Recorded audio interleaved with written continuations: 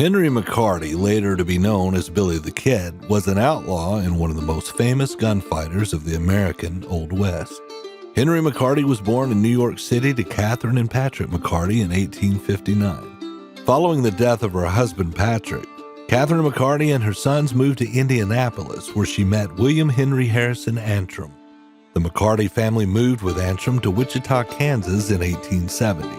After moving again a few years later, Catherine married Antrim on March 1, 1873, at the First Presbyterian Church in Santa Fe. Shortly afterward, the family moved from Santa Fe to Silver City, New Mexico. Sadly, after moving to Santa Fe, Henry's mother was struck with tuberculosis and died on September 16, 1874. Shortly before her passing, William Antrim abandoned Henry and his younger brother Joseph, leaving them as orphans. Orphaned and abandoned at just 15, Henry was forced to turn to a life of crime in order to survive. On September 16, 1875, McCarty was caught stealing food, and 10 days later he robbed a Chinese laundry, stealing clothing and 2 pistols. McCarty was charged with theft and jailed. He escaped 2 days later and became a fugitive, as reported in the Silver City Herald the next day, the first story published about him. After leaving Antrim, McCarty traveled to southeastern Arizona Territory, where he worked as a ranch hand and gambled his wages in nearby gaming houses. In 1876, he was hired as a ranch hand by well-known rancher Henry Hooker. During this time, McCarty became acquainted with John R. Mackey, a criminal and former U.S. cavalry private who, following his discharge, remained near the U.S. Army post at Camp Grant in Arizona. The two men soon began stealing horses from local soldiers. McCarty became known as Kid Antrim because of his youth, slight build, clean-shaven appearance, and personality. On August 17, 1877, McCarty was at a saloon in the village of Bonita when he got into an argument with Francis P. Windy Cahill, a blacksmith who reportedly had bullied McCarty and on more than one occasion called him a pimp. McCarty in turn called Cahill a son of a bitch, whereupon Cahill threw McCarty to the floor and the two struggled for McCarty's revolver. McCarty was able to secure his weapon and shot Cahill, mortally wounding him. McCarty was detained and held in the Camp Grant guardhouse, but escaped before law enforcement could arrive. McCarty stole a horse and fled Arizona for the New Mexico Territory, but Apaches took the horse from him, leaving him to walk many miles to the nearest settlement. At Fort Stanton in the Pecos Valley, McCarty, starving and near death, went to the home of friend and Seven Rivers Warriors gang member John Jones, whose mother Barbara nursed him back to health. After regaining his health, McCarty went to Apache Tejo, a former army post, where he joined a band of rustlers who raided herds owned by cattle magnate John Chisholm in Lincoln County.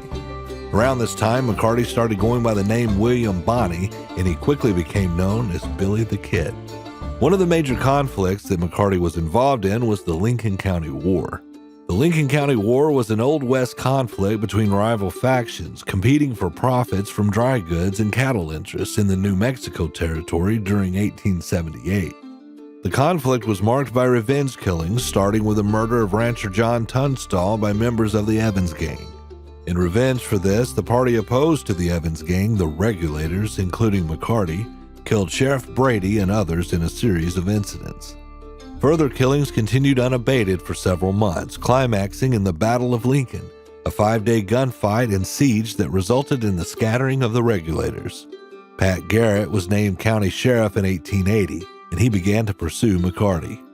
McCarty would escape to New Mexico this time, but Pat would kill 2 other Regulators in the process and not give up pursuing McCarty. Later, McCarty would be under suspicion for multiple murders in the New Mexico Territory, including the deaths of a bookkeeper and a lawyer. He would be captured and held in the Lincoln County Jail, but would escape again on June 17, 1879. McCarty avoided further violence until January 10, 1880, when he shot and killed Joe Grant, a newcomer to the area, at Hargrove Saloon in Fort Sumner, New Mexico. According to sources, McCarty had been warned that Grant intended to kill him. He preemptively walked up to Grant, telling him that he admired his revolver, and asked to examine it. He turned the revolver over in his hands, observing it, and noticed it contained only 3 cartridges. So right before he returned it, McCarty positioned the cylinders so the next hammer fall would land on an empty chamber. Once Grant received his gun back, he pointed the pistol at McCarty's face and pulled the trigger, but it failed to fire. McCarty quickly drew his own weapon and shot Grant in the head. A reporter for the Las Vegas Optic quoted McCarty as saying the encounter was a game of two, and I got there first. On December 13, 1880, Governor Wallace posted a $500 bounty for McCarty's capture. Pat Garrett and his posse captured McCarty along with other members of his gang at Stinking Springs. The prisoners, including McCarty, were shackled and taken to Fort Sumner, and then later to Las Vegas, New Mexico. When they arrived on December 26, they were met by crowds of curious onlookers. McCarty went to trial in April 1881 in Mesilla, New Mexico. Following 2 days of testimony, McCarty was found guilty of Sheriff Brady's murder. It was the only conviction secured against any of the combatants in the Lincoln County War. On April 13th, Judge Warren Bristol sentenced McCarty to hang, with his execution scheduled for May 13, 1881. According to legend, upon sentencing, the judge told McCarty he was going to hang until he was dead. McCarty's response was, "You can go to hell, hell, hell." Following his sentencing, McCarty was moved to Lincoln, where he was held under guard on the top floor of the town courthouse.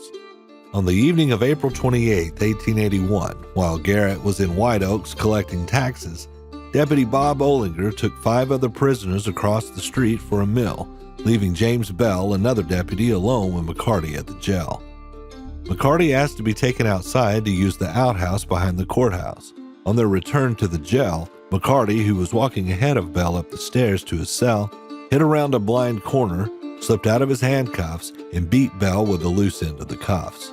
During the ensuing scuffle, Marty grabbed Bell's revolver and fatally shot him in the back as Bell tried to get away.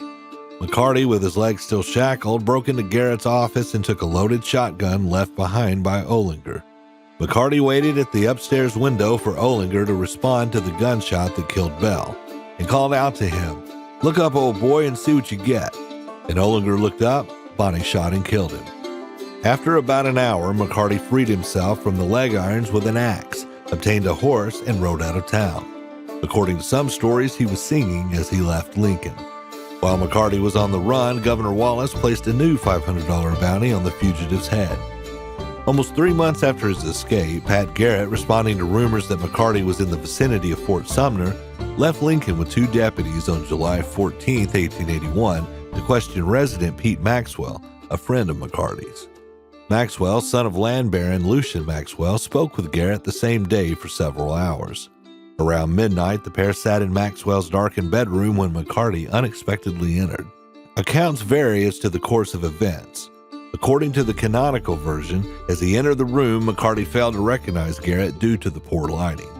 Drawing his revolver and backing away, McCarty asked "Quién es?" Spanish for "Who is it? Who is it?" Recognizing McCarty's voice, Garrett drew his revolver and fired twice. The first bullet struck McCarty in the chest just above his heart, while the second missed. Garrett's account leaves it unclear whether McCarty was killed instantly or took some time to die, but his luck had finally run out. Billy the Kid died at the young age of 21. From orphan to outlaw, Billy the Kid would go down in history as one of the most cunning outlaws of the Old West. He found a way to survive despite great odds, outwit his rivals, and escape prison multiple times, making him the legend of the West.